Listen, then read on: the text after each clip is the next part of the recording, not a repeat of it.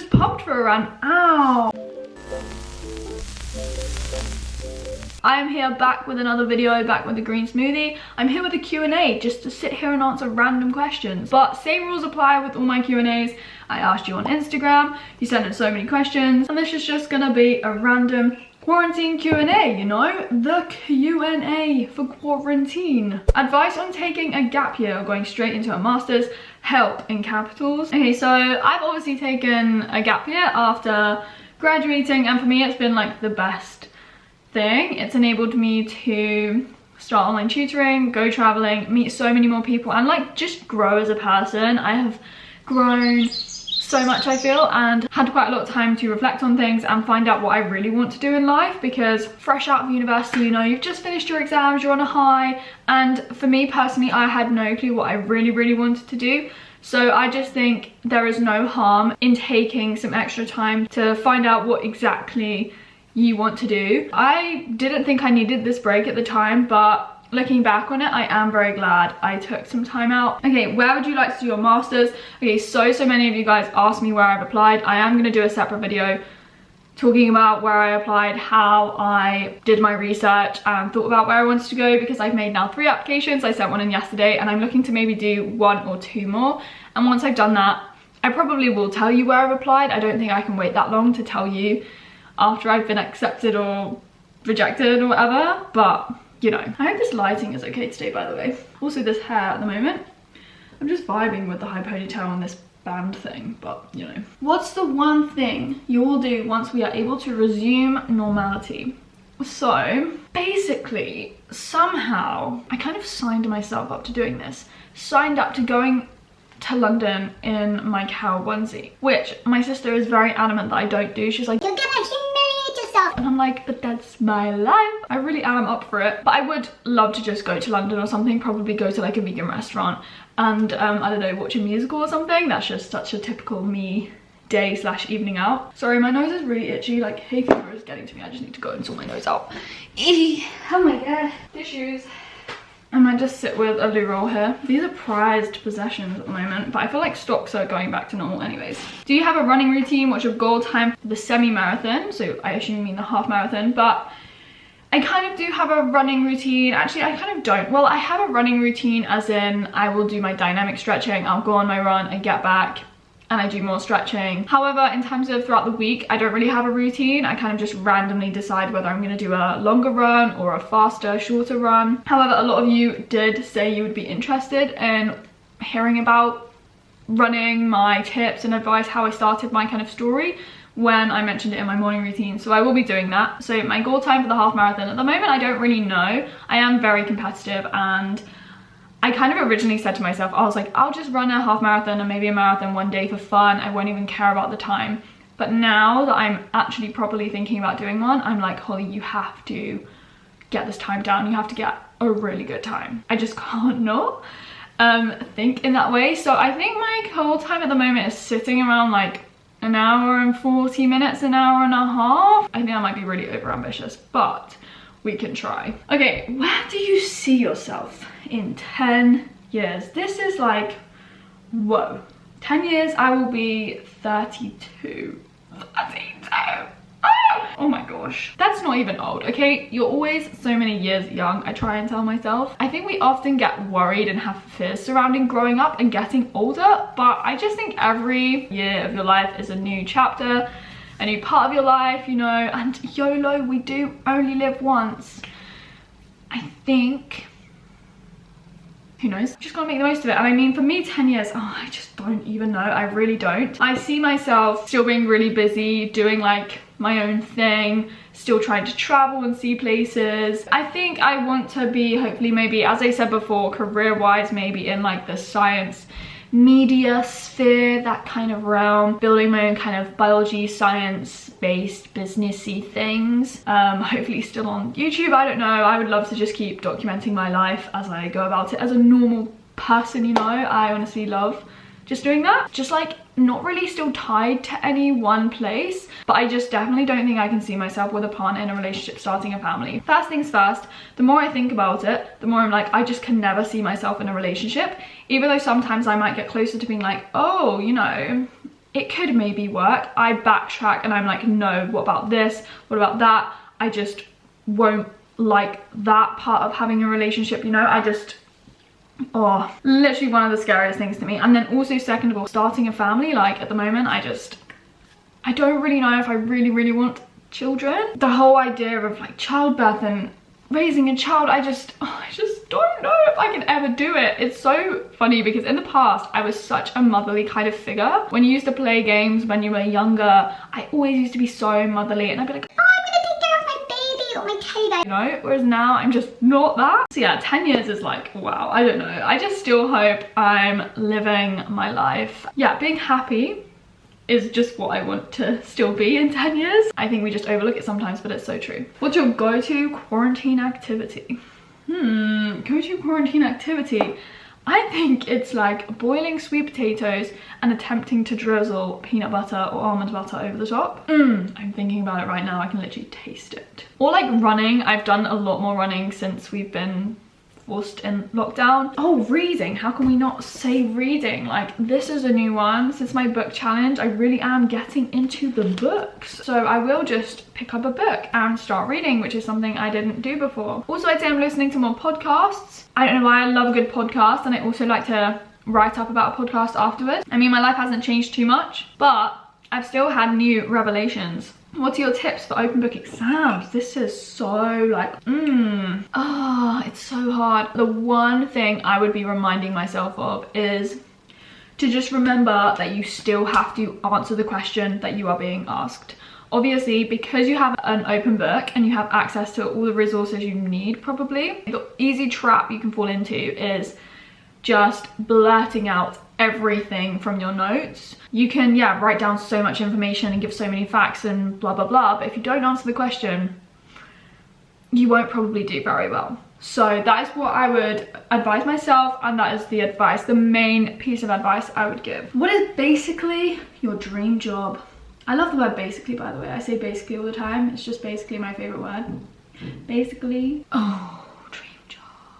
For me, my dream job now, so with the skill set I have, with the degree behind me that I have, stuff like that, would be talking about biology on the TV or something. Spreading that message through visuals and the media kind of thing. However, taking a random pick and just thinking, in a dream world, I really don't know. I'm gonna have to sit and think.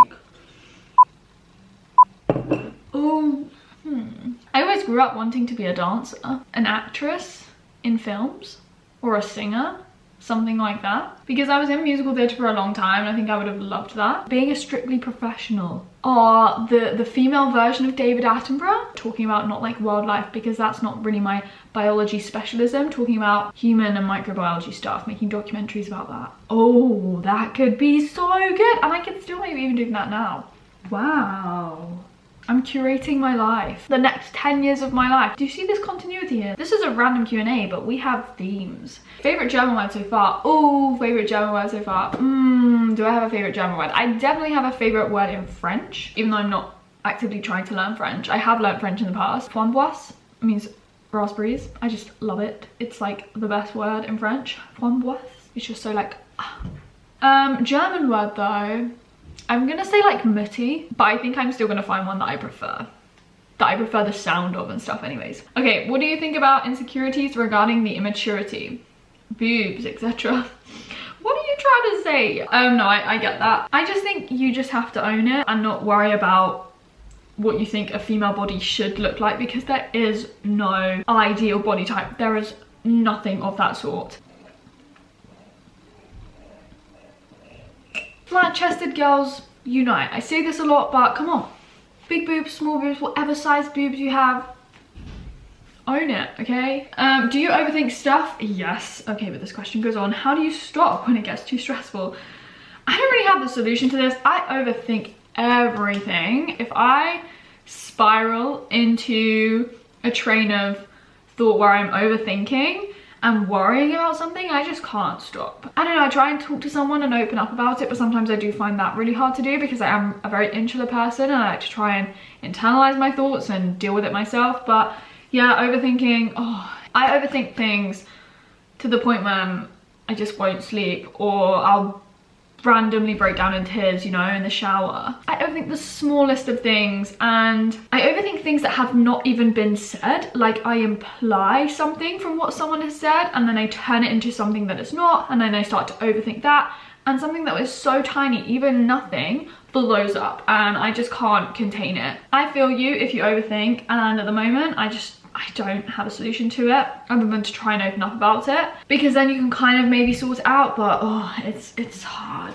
Have you had any trouble sleeping? I do go through phases where I don't sleep as well. Throughout my whole life, I've just gone through phases when I don't sleep very well, and I just think that's kind of a bit normal. Currently, I'm going through a phase when I need the toilet every single night at like 3 or 4 a.m. I go downstairs, I go to the toilet, and I go back to bed. It's so annoying. I just wake up and I'm like, I need the toilet. So I have to go downstairs, and going downstairs in the middle of the night really freaks me out, okay? I just don't like it. I think I'm just gonna be attacked by something or someone. We have so many questions. Favorite vegan junk food? I would just probably say some like vegan chocolate. I do love ice cream though. That's really thick and creamy and ooh, vanilla-y, and oh yeah. I do love a good donut, but I still think I'd go for chocolate. I actually really love cheesecake. Love cheesecake. Oh, an apple crumble. Would you consider traveling this year even after the pandemic? Yes, I would. However, I just don't know when we're going to be out of this lockdown. I might obviously only want to do so if it is 100% safe. I think the next time I might be going somewhere abroad is if I do my masters abroad. As I said before, if I don't tie myself to anything too soon, I still think I'll be able to travel, so I'm not really worried about trying to fit it all in this gap year that I've taken. If you could go anywhere right now, where would you go? New Zealand. I think I really want to go to New Zealand, or somewhere in Asia, or Japan, or Germany. Basically everywhere. Do you feel like you're ready to be in a relationship? I touched on this before, so we can elaborate. No, I just, no. As soon as I start kind of opening up to the concept of a relationship, I just immediately close down and I start to overthink everything. Like the trust issues, or feeling worthy to be with that person, the judgment from other people, worried that they're just gonna have their head turned, as they say in Love Island, you know, and like committing your life to this one person. Oh, it's just scary. I don't know, I just like my own space, and will I be able to have that space if you're with someone? Like, how? This idea of touch and contact, and I don't like it when people look at me in that way. I just can't deal, and don't know if I'll ever be able to manage it. So yeah. What series are you watching? I just don't watch TV.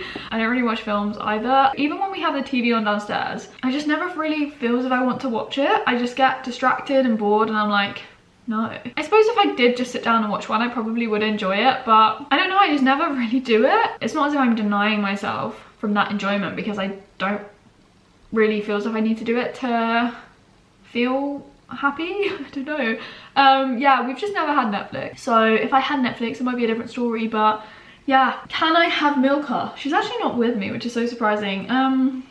The answer would be no. Like, I just got let go of my mini. What's the best way to start a dissertation? I actually made a whole video about how I wrote my dissertation, planned it, etc. So I will link that in a card somewhere or in the description box. What's the hardest thing about being vegan? It's the judgment from other people. Even when you first say, oh, I'm vegan, they're like, why? I don't mind it when people ask me and they're intrigued and they ask me what I eat, because they genuinely are just wanting to ask those questions. But the people that just immediately judge you, and for me obviously it's the judgment I get online. I'm not even gonna sit here and rant about it, but I could do shady comments and being passive aggressive about it. Like, I've had family members do that, especially when Emily and I first went vegan. It's like, no, don't sit there staring at my food because you're jealous. No. Okay, I'm just done with it. But, you know, we have to live through it, and that's the hardest thing. Sorry, I just need a refill. Hands for feet or feet for hands? This is weird. Hands for feet or feet for hands? Let me think about this. I would probably say, I'm really confused by this question. I think having my feet here would be just so weird. So I think I'd put my hands on my feet, and then you'd basically be living your life doing a handstand, right? Do you ever have lazy days when you literally do nothing?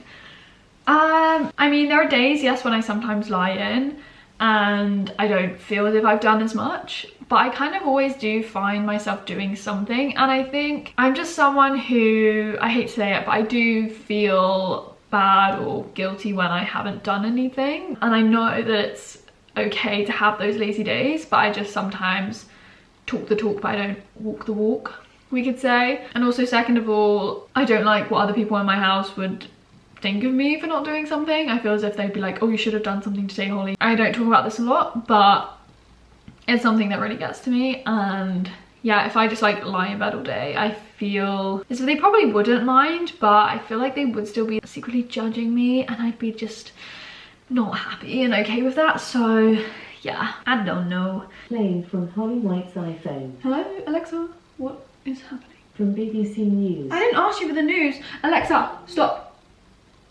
I don't know if I said something to trigger that, but she clearly wanted to tell me the news. Do you track your macros or count calories at all?